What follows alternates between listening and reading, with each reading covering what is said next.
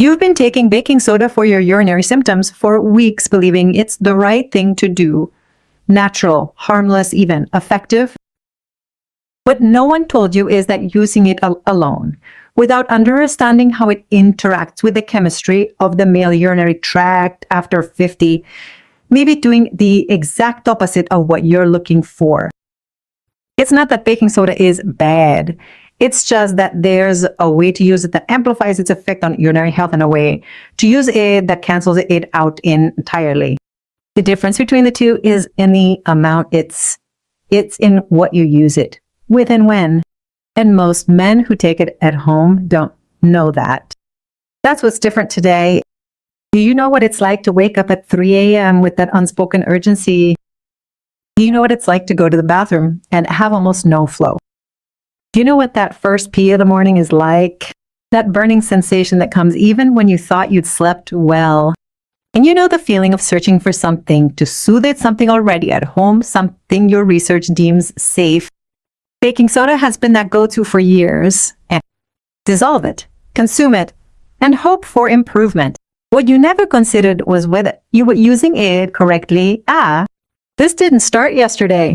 You've spent months, maybe years, managing urinary symptoms with remedies that no one taught you how to use properly. And you're not alone. A large proportion of men in this age group resort to home remedies for remedies for consulting a professional, myoti. Sometimes out of embarrassment, sometimes because they feel that it's not that big a deal, sometimes because no one in their environment talks about it clearly. What happens is that the male urinary tract after 50 doesn't respond the same as it did before. The pH, urine concentration, and the relationship with the prostate tissue change. And a substance that seemed harmless can interact in ways that no one explained to you. And there's a specific reason for this, which almost no one has seen clearly explained until now.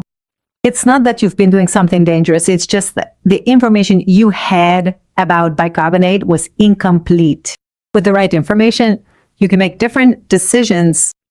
What bicarbonate does in your urinary tract doesn't end when you empty the glass. Research on urinary pH and lower tract function indicates that the alkalinization produced by this substance continues active hours afterward. And during nighttime sleep, when the body is not actively hydrating and urine is concentrated, this process interacts differently with urinary and prostate tissue. What many men report upon waking is not just tiredness. It is a cumulative result of what happened during those hours, including the first urine of the morning. That's precisely why I prepared something specifically for this group of men. The digital book, 7 Habits That Make You Wake Up, Tashad, after 40, you will identify which of your evening habits is connected to the chemistry of your urinary tract while you sleep. A habit that you have been repeating without relating it to how you wake up. You'll understand why the body of a man over 50 processes this routine more sensitively than before. And what makes the same habit neutral at 40 and relevant at 58. And you'll find the first concrete adjustment you can make this week without eliminating anything, just rearranging when and with what. Designed for the man who wants to understand the root, not just manage the symptoms. And there's something inside that surprises most. Among the 7 habits, there's one directly related to urinary megach that most repeat in their late afternoon routine without knowing what they're accumulating. If any of what you just heard sounded familiar, the link is in the pinned comment. The alkalinization that happens every night in your urinary tract doesn't wait. The first step is to figure out which of these habits is yours. You've been looking for answers in the wrong places for years. This channel exists to give them to you. I'm Carmen Navarro. For over 20 years, I've been researching and sharing scientific studies on men's health to help make informed decisions. What I've found time and time again is that the symptoms that most concern men over 50 rarely come on all at once.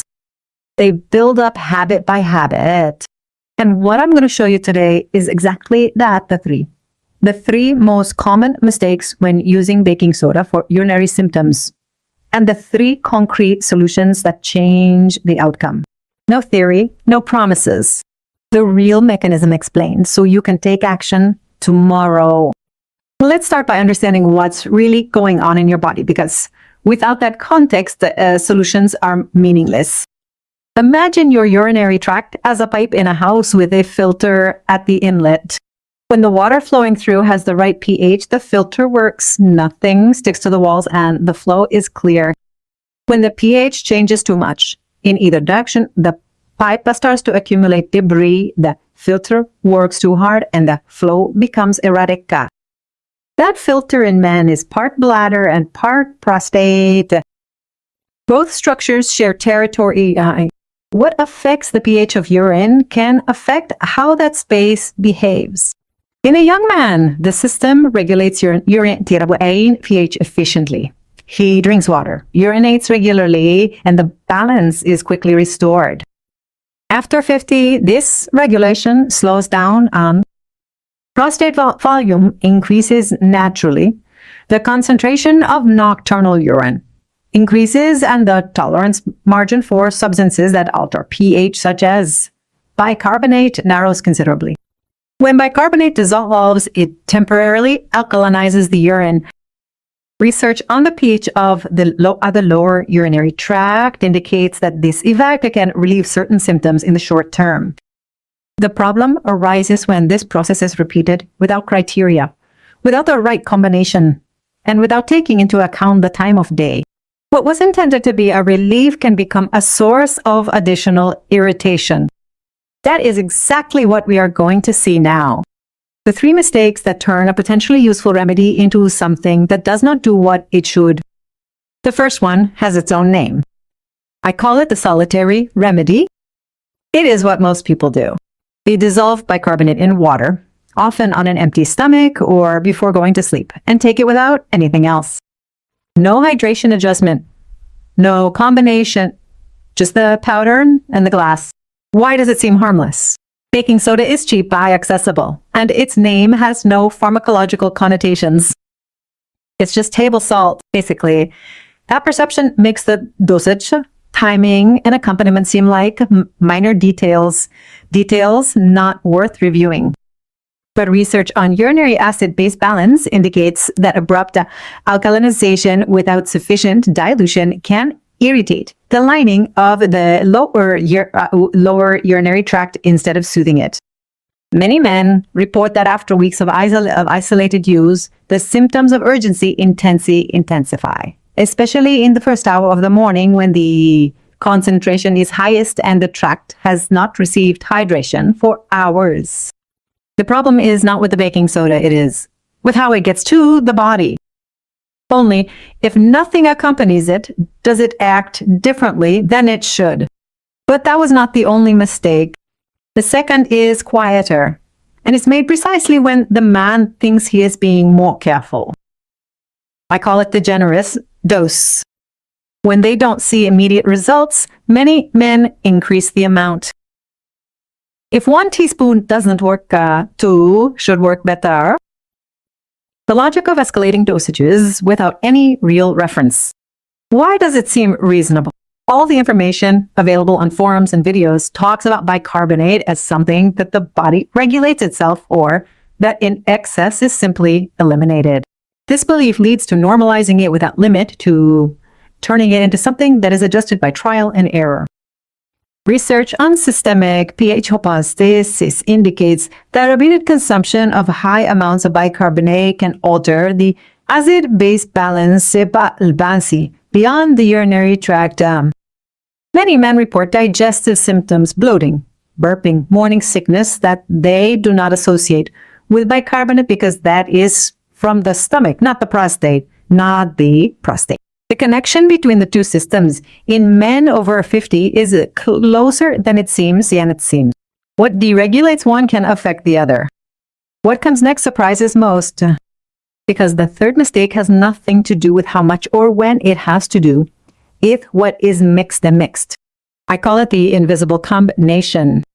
What they do is take bicarbonate together with other substances that are already part of their routine.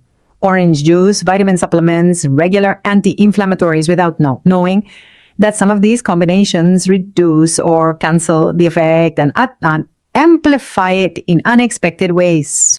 Why does it seem harmless? Each element on its own seems fine.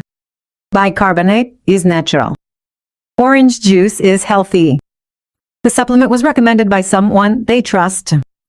No one noticed that the interaction between them changes what happens in the urinary tract.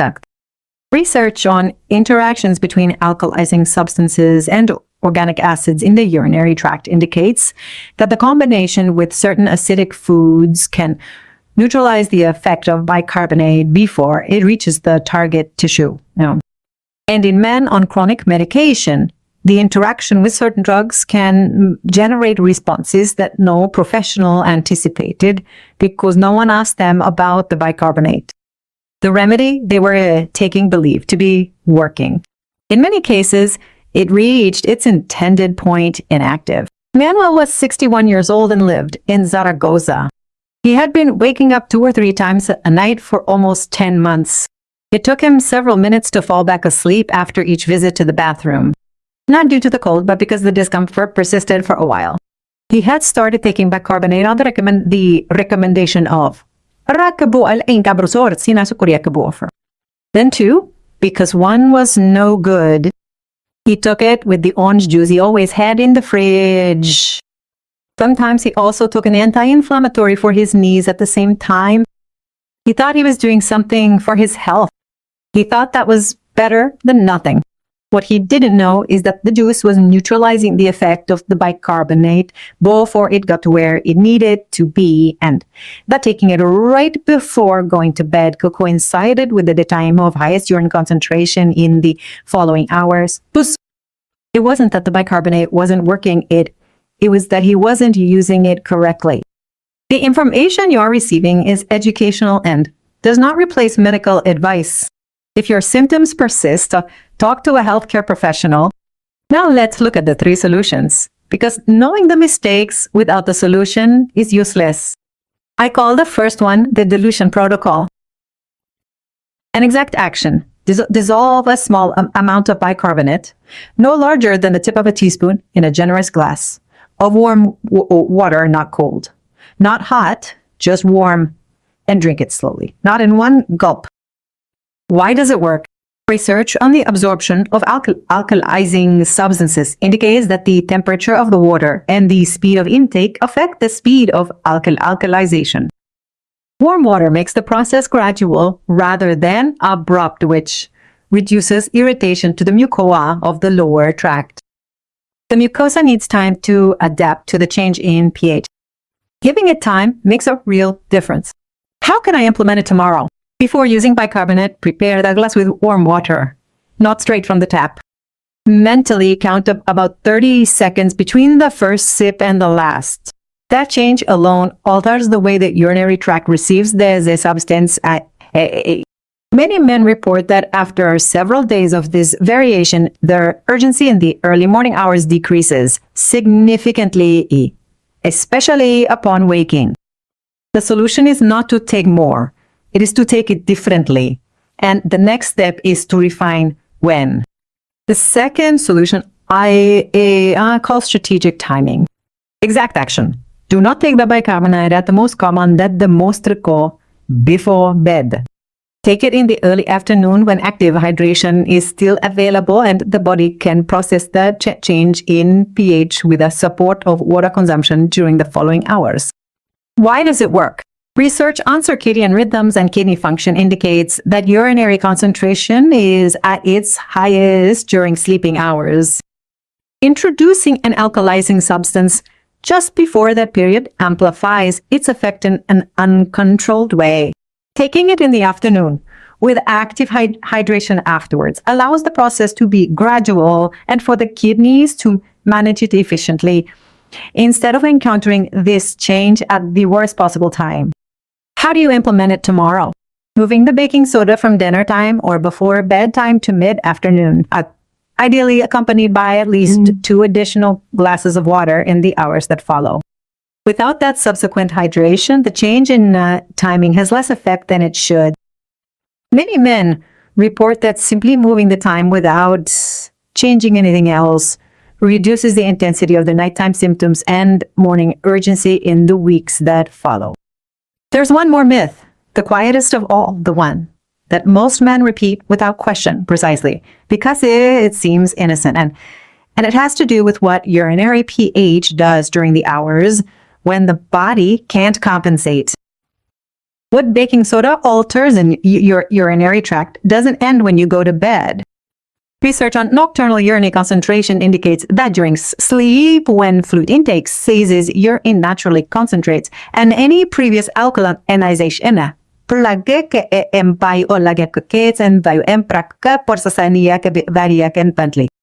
what many men report upon waking, that first urgency, that burning sensation, is not independent of what happened during those hours. That extension of the mechanism, what happens between the moment you take the baking soda and the moment you open your eyes, is exactly what the digital book 7 Habits That Make You Wake Up Tired After 40 guides you. In it, you will identify which of your evening habits are connected to what happens to your urinary tract while you sleep. A habit that you have not related to how you wake up. You will understand why the body of a man over 50 processes that same habit more sensitively than before, and what makes the window of isalantan nar okla. And you will find the first adjustment that you can apply this week, Manta. Concrete, without restrictions, simply rearranged, designed for the man who wants to act on the root, not just alleviate what he feels, Monica. And there is a detail that I do not cover in this video. Among the 7 habits, there is one directly related to urinary pH, which most repeat in their usual evening routine without knowing what is accumulating night after night. If any of this seemed familiar to you, I left a link in the pinned comment. Check it out. Before we continue, I want you to think honestly about your routine. Are you making any of these three mistakes with baking soda or any other natural remedy you use for urinary symptoms? The solitary remedy without combination or criteria? The generous dose because 1 doesn't work and 2 seems more logical? The invisible combination, consumption, or supplements in the same window? Write me in the comments which one you recognize in your own routine.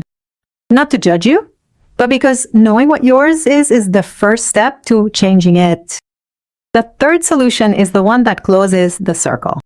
I call it the correct synergy. Exact action. Combine baking soda with liquids that do not neutralize its effect.